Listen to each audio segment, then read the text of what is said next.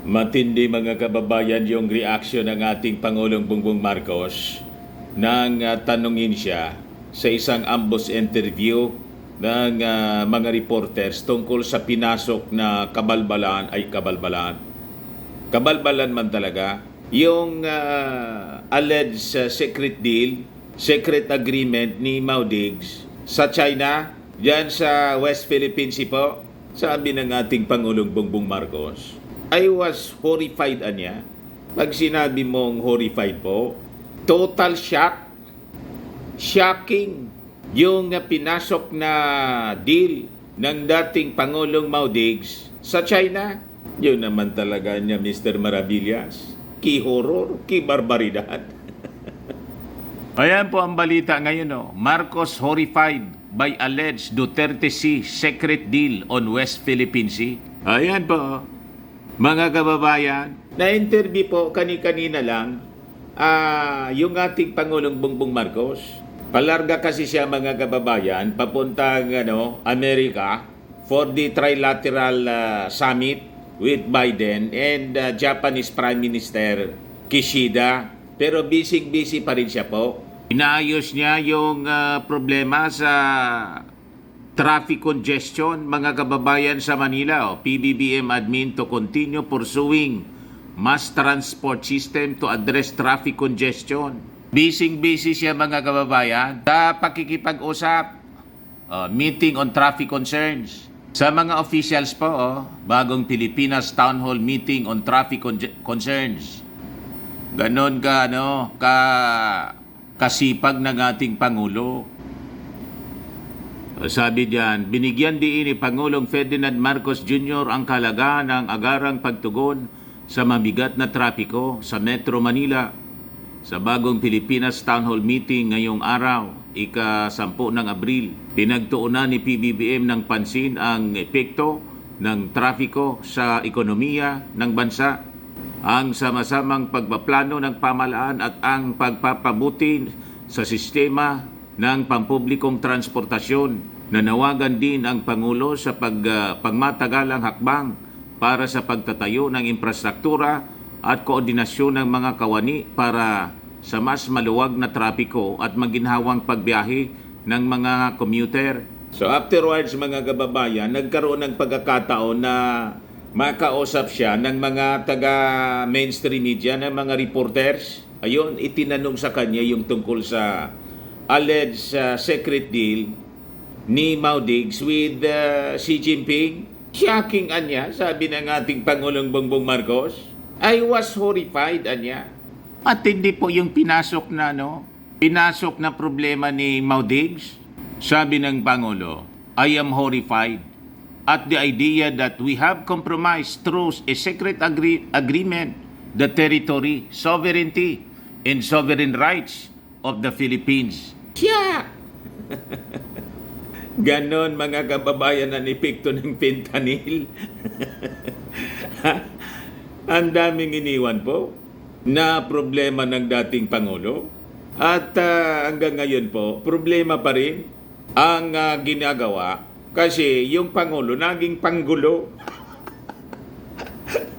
Ginugulo po yung administrasyon ng ating Pangulong Bongbong. Sabi dito sa report ng ABS-CBN, China has been repeatedly citing the alleged deal to put the blame on the Philippines over the worsening tension in the West Philippine Sea. Marcos said he was not briefed by the officials of the former administration regarding the alleged agreement. We don't know anything about it, anya. There was no documentation. There was no record.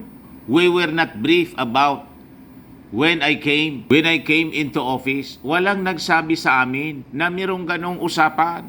Ibinulgar po ni dating spokesman Harry Roque, nilaglag yung amo niya.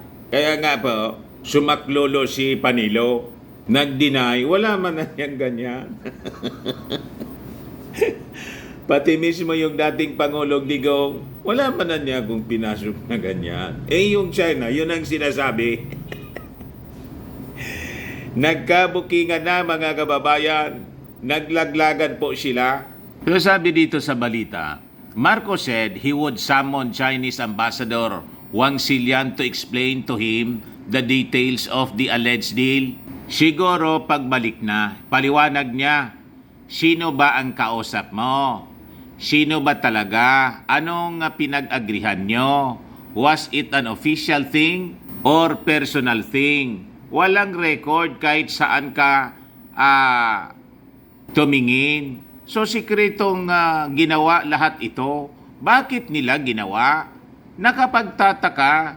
Kaya, it's not a good situation. Kita na ninyo mga kababayan ang hudasan dito sa ating bansa.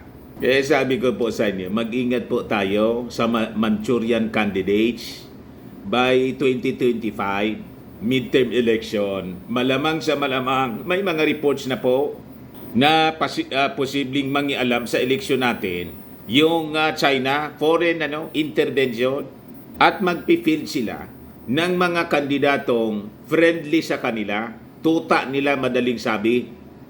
Magmamanok na sila ng mga kandidato sa local and national positions. But I think mga kababayan, matagal na nilang ginagawa. Kaya ingat po tayo sa lalo yung mga tatakbong senador sa 2025, lalo na po sa 2028 presidential elections. Pag hindi po tayo natuto, hindi ninyo pinakinggan ang ating mga warnings po. Sabi nga po ni Ambassador Babe Romualdez, US Ambassador to sa Amerika, baka niya mawalan tayo ng ating bansa, ng sariling bansa. Seryosuhin po ninyo. Kala ninyo, joke-joke lang po itong pinasok ninyo nang sinusupport ninyo mga puppet ng China. So ipapatawag po ng ating Pangulo yung ambassador ng China. The President said they have been in talks with former Duterte officials but not the former President himself.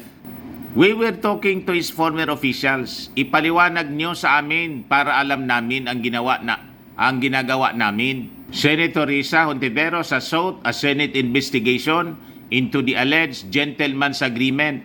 She said, if the deal was confirmed to be true, it would be tantamount to surrender of Philippine sovereignty. Roque recently said there was nothing secret about the deal. Ang ebidensya nasa balita lahat naman ang sinasabi na balita noong 2017 pa. So all you have to do is type China, Philippines, no-new development 2017, lalabas lahat yan. Hindi na nga ako kailangang humarap dyan.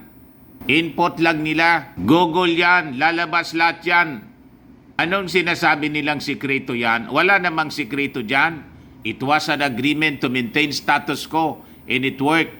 Dahil mas mapayapa yung relasyon ng Pilipinas at China noong araw na yon. Nilaglag mga kababayan si Maudigs. Kaya to the rescue si Panelo. Paano po? Nabuko na sila mga kababayan sa kanilang mga ginawa. O ngayon, tingnan natin, pagbalik ng ating Pangulong Bongbong Marcos galing po sa Amerika, mismong tatanungin na ng ating Pangulo yung ambassador ng China. O ito po, pakinggan ninyo yung sabi rito ng ating Pangulong Bongbong Marcos.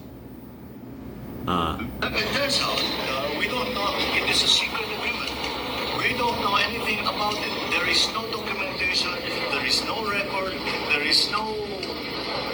We were not briefed. When I came into office, wala po lang nagsabi sa amin na merong ganung usapan. From the former administration, iba-ibang sagot eh. Sabi ng isang official, dating government official under the previous administration, there's no such agreement. Sabi naman ng isa, no, there is. We should honor it. Sabi naman ng iba, maganda yan. Sabi ng iba, hindi maganda yan. Hindi pa namin alam kung ano pa talaga yung agreement na yan. But, kung ang sinasabi sa agreement na yan, na kailangan tayong magpermiso sa ibang bansa para gumalaw sa ating sariling teritoryo. Mahirap siguro sundan ang ganyang klaseng agreement. by the idea that we have compromised through a secret agreement the territory, the sovereignty, and the sovereign rights of the Philippines. That is something we still have to clear it up. We are waiting for Ambassador Wang to come back from Beijing na Manisa, and I asked to see him. Makakasigapit siguro sa pagbalik na. At ipaliwanag niya, ano ba, sino bang kausap mo? Sino ba talagang kausap mo? Anong pinag-usapan niyo? Magkakaalaman na po. Anong pinag-agrihan ninyo?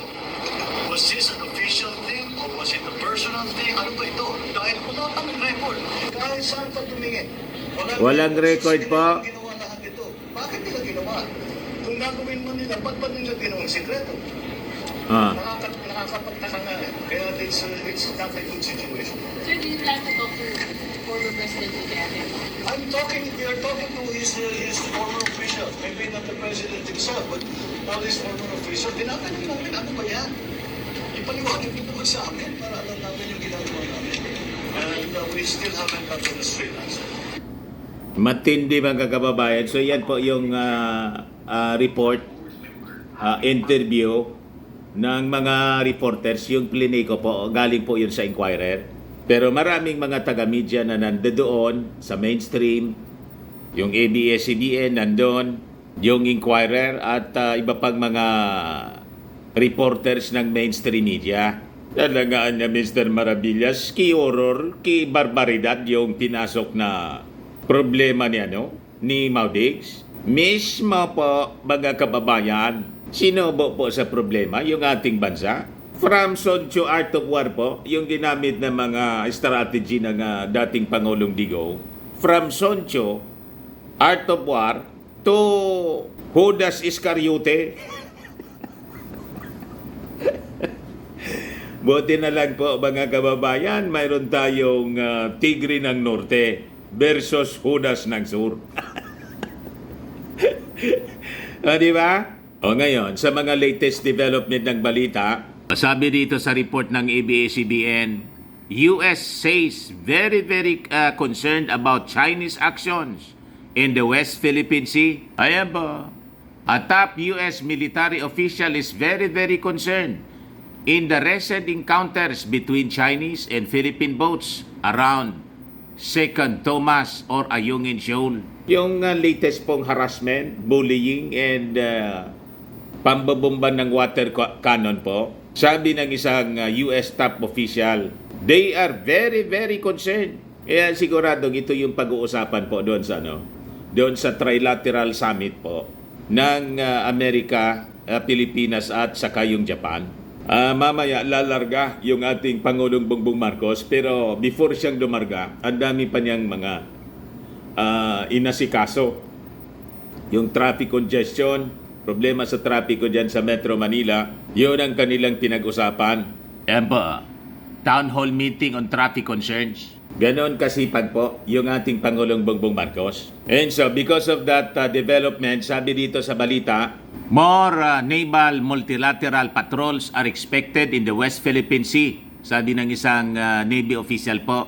Kani-kanina lang po, mga kababayan. Ito po yung mga actions na gagawin ng ating mga authorities. Sabi ni Commodore Vincent Trinidad, Philippine Navy spokesperson for the West Philippine Sea, he echoed the announcement of U.S. National Security Advisor na si Jake Sulaiman. While we do not comment on future operations, we can expect an increase in Navy to Navy Sea engagement, sabi po ni Trinidad. So ang ibig sabihin, mga kababayan, kung dati nakikita ninyo, siguro doon sa mga resupply missions na gagawin, bubuntutan na siya. Gagwardyahan na siya mga kababayan. Susundan na siya ng Navy warship na mismo para hindi na po maulit yung mga ginagawang bullying at mga attempts ng Chinese Coast Guard na binabangga na mismo po yung ating maliit na bangka. Di banggain nila yung ating warship, mga kababayan. And possibly, baka binubuntutan din ng mga American warships po. Tulad ng ginawa sa West Philippines sinong linggo. So, ganun na siguro ang mangyayari po. Pero siyempre, hindi man nila sasabihin po yung detalye niyan. Kasi nung linggo po, bumubuntot-buntot pero napakalayo. Nag-announce, di ba, yung China na sasabayan nila yung multilateral maritime cooperative activity ng Japan, Australia, Amerika at yung tayo po. Pero hanggang kwento lang po sila. Sabi po ni General Browner, based sa kanilang reports, wala man actual na military exercise or naval exercise na na-observe sila. Tama yung mga analysis natin. Nag-press release po sila para hindi sila mapahiya. Pero may naispatan na dalawa daw na Chinese vessel, pero malayong-malayo po. Hindi man nila madaling sabi, hindi nila kayang sabayan o salubungin. Ito tama yung description natin. Because of that multilateral cooperative activity, bumahag yung buntot ng China. So, magiging dire-diretso na po itong mga activity ito. Yan ang ibig sabihin nitong kwento. Sulaiman on Tuesday said more joint patrols can be expected in the South China Sea after drills were conducted by the United States, Australia, the Philippines, and Japan over the weekend. So sakto po, mga kababayan, yun na yung mangyayari. So sabi nga natin, siguro, sabayan na po ito ng oil exploration and drilling activity. So habang nagpapatrolya, kasi kailangan natin, mga kababayan, na masimula na yung oil exploration and drilling activity dyan. Kasi paubos na po yung malampayan natin. I-award natin dito sa mga tumutulong na mga bansa para may stake sila, may rason na kailangan nila talaga na magbantay dyan. Kasi yung kakontrata natin sa oil exploration, mga companies na pag-aari nila, anyway, sila yung may technical know-how. They have the technology para sa oil exploration. Wala man tayo niyan. Talagang mangungontrata tayo ng third party. Diyan magagaling yung Amerika, yung Japan, yung Australia siguro, mayroon din silang ganon. And sabi nga natin, we are inviting investors. So dito sa energy, tamang-tama, sakto mga kababayan. So mag-invest sila dito sa atin para ma-solve yung mga problema natin, mga kababayan, sa energy na kailangan ng ating mga industries. And sabi nga natin, next, unti-unti tayong magdi-disengage sa China bilang ating major trading partner. So hindi na tayo bibili sa kanila ng mga produkto kundi galing na sa Japan, quality pa. Di ba? Lalo yung mga electronics, appliances, kung ano na pa, pati mga damit. Madali masira po yung mga electronics, appliances galing pong China. Low quality po. So, galing ng Japan, Australia, America, and other nations, mga kababayan, na tumutulong sa ating national security and defense. Tama po mga kababayan? Saktoan niya, Mr. Maravillas. Kasi po, masyado tayong niluluko ng China. Pati sa kalakal, ang sinusupply sa atin, may nangyari nga nung nagpa-Manila kami ni Mrs. Yung nagta-travel kami sa EDSA yata yun. May nasusunog pong may nasusunog na kotse. Ayun, napag-alaman mga kababayan, Chinese made. Chinese car. Nag-overheat siguro, nasunog po. You see, kabago-bago po. Just recently, yung pag-travel namin sa Manila.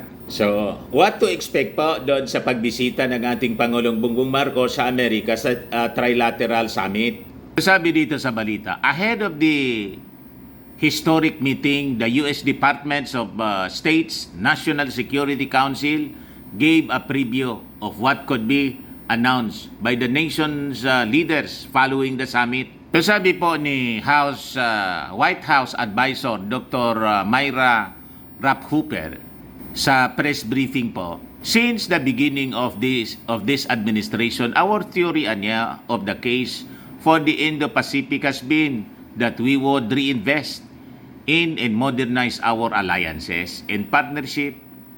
And when we did, our allies and partners would seek to step up alongside us.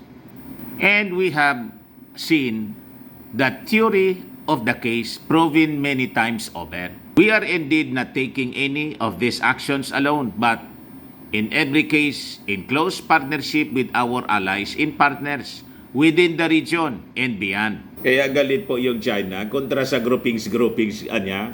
Ayaw namin anya ng groupings. Gusto ninyo kasi na mag-isolate lang kami para kaya ninyo kaming ibuli. Matalino yung aming Pangulong Bongbong Marcos. Hindi ninyo mapaikot.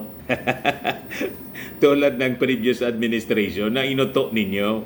So sabi ni Rap Hooper pala no?